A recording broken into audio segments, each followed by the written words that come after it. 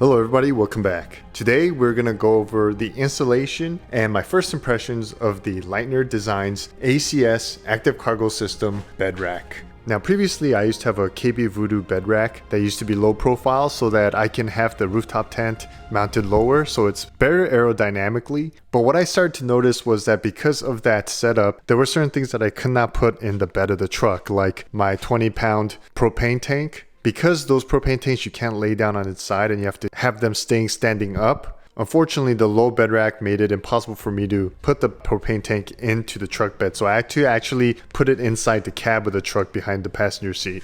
So I wanted to avoid that, as well as create some more space up over here and some clearance for me to be able to tow other things or haul other things, like maybe a box. Let's say if I buy a TV or anything else, I would get this extra height clearance so that I can mount other things. And also on top of that, I realized that I needed to have more storage space outside of my cab in order for me to be able to carry things around for my overlanding trips without stuffing the backseat of my truck. So what we'll have in the back of the cab, we had everything in there: sleeping bags, pillows, and other miscellaneous things for camping. Now what that does is it allows us to free up more space by putting a lot of the stuff in the back over here, as well as, since we got more stuff in the bed over here, we can put stuff in here, like for example that propane tank I was talking to you guys about. But first, let me give you guys a brief overview of the Leitner Designs bed rack.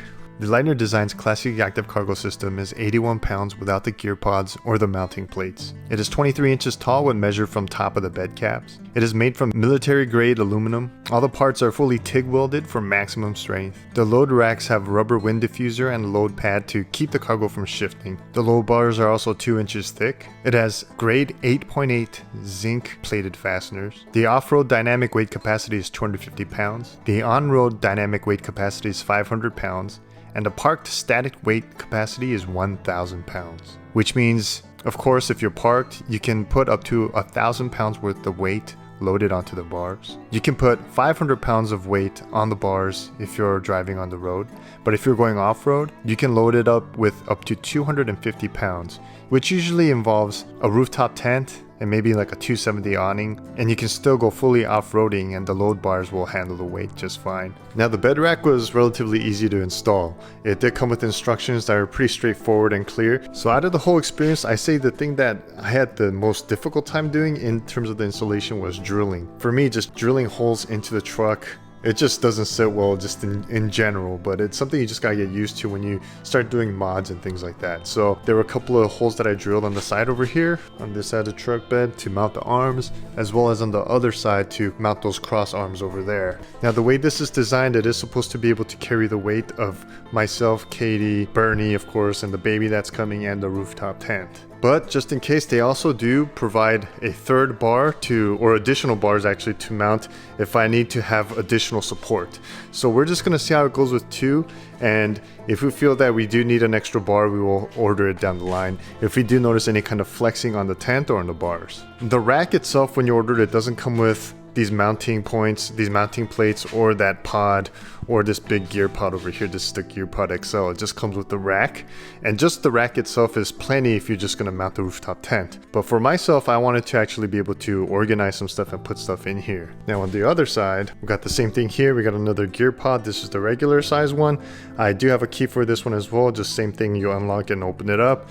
And right now I just have some camp gear in here, like cooking gear, and then of course that'll change over time. And then these mounting plates, currently what I did was I used quick fist mounts and some screws and bolts and nuts to mount these quick fists on here, and then to be able to put the splitting maul and the shovel. Of course, down the line that may change again. It just evolves over time, I believe, with any kind of overland rig setup. And the way it feels right now is super sturdy, super rugged, very strong, and I am absolutely in love with everything about it. Just the design, the functionality, the form, it all just checks off all the right boxes. Now I will be mounting a rooftop tent on there.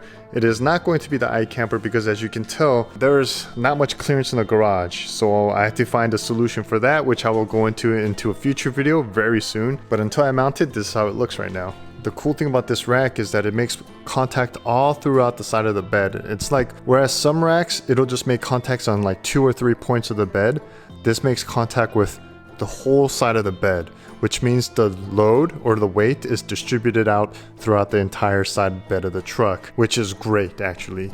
So that's it guys, I hope this was informative enough. Just wanted to give you a brief overview of this new upgrade and this new mod to this Overland rig that I'm completely in love with. If you still do have any questions in regards to this setup, please feel free to leave it in the comment section down below, or just leave comments. If you do already have this, you've been using it for now, or you just got it, please let me know how you feel about it. What do you think? Is it good? Is it bad? Anything I should know about? But aside from that, there are a couple more mods that I've worked on. If you do follow me on my Instagram, you do know what's going on, because of course I give you guys a heads up and you get a sneak peek, usually a few weeks ahead of time. But anyways, with that said guys, I'm gonna see you again real soon, so be safe, take care, and I'll see you next time.